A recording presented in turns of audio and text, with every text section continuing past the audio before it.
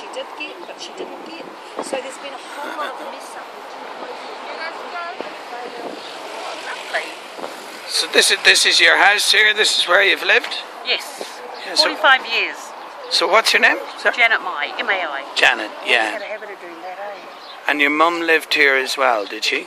It was her house. Right, and she just recently passed on, is it? She did. And what's the story here now at the police today, and what's happening? I don't know. We got an eviction notice to leave. No notice, nothing. They just turned up on Wednesday with the wrong name. And they're here today. Wrong name, wrong address. And said we were to get out. So with the stuff that's happening in GI as well, they're obviously preparing to evict people up there as well. Of course. What's the kind of? How have you been treated by the authorities, by Housing New Zealand with this? It's been negative every time since Mum passed. That was it. Everything's been nope, nope, nope. You don't have the right. You're a non-tenant. And that's what they proved today. She was 3 when they moved in here, Joe. 3. Her younger brother and sister were born here. And so when her mum moved in 1967, her bond was $2. $2.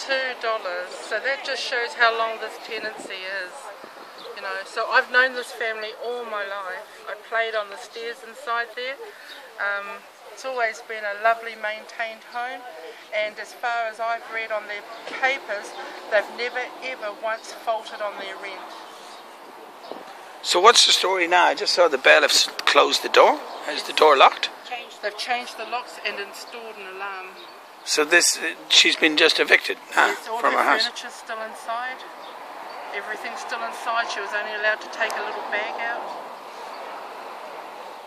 It's wrong. Here's the start of these so-called evictions that Housing New Zealand said they weren't doing.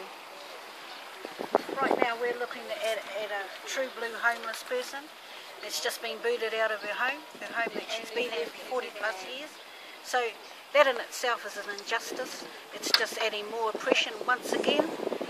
You know, I hate to say this, but this is all part of our, we believe, ethnic cleansing. You know, another Māori, another Pacific Island person that's been kicked out of their home here in Gleninus, Panmure area, and for what? For what reason? No reason but to help the corporate 1% greed. And we're here to say that we won't tolerate that rubbish. We're not going to take it. So they put the wrong... Well, let's go and see what's here at the door. Kia ora, Yvonne. Kia ora. What's happening? What's actually happening is we had a notice of vacate premises first and originally from the bailiff, who signed it first of all in the wrong person's name. So the original notice that come through from the bailiff had it in someone else's name, and we said that we said it was unlawful due to the fact that it was a breach of someone else's privacy and it was someone else's name.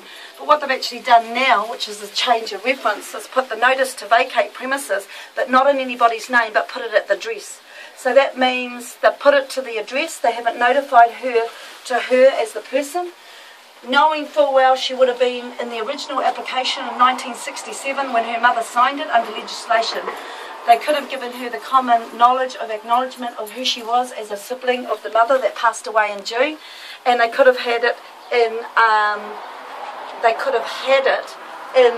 her name, because her name, the tenant that was lived here after her mum died, had the right to be here because she was on the very original legislative policy which signed in 1967, which declared her children's rights to live here.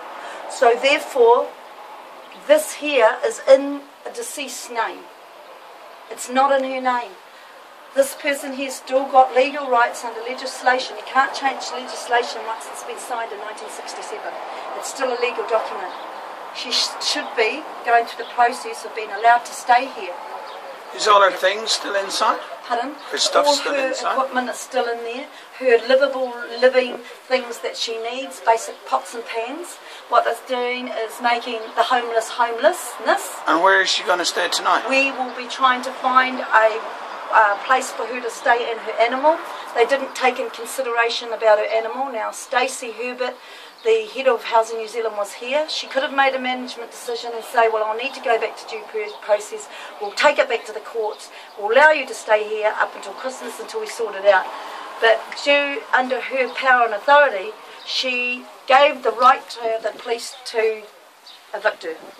And I believe Stacey had no right, under a notice to vacate premises, no right on behalf of Housing New Zealand to vacate someone when it was an unlawful possession of document.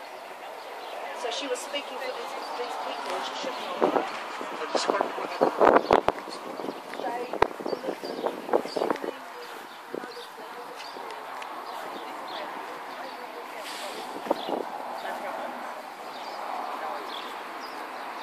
That's strange. Yeah. I will see what we can do about that. That's what I said. I will, because that dog there has nowhere.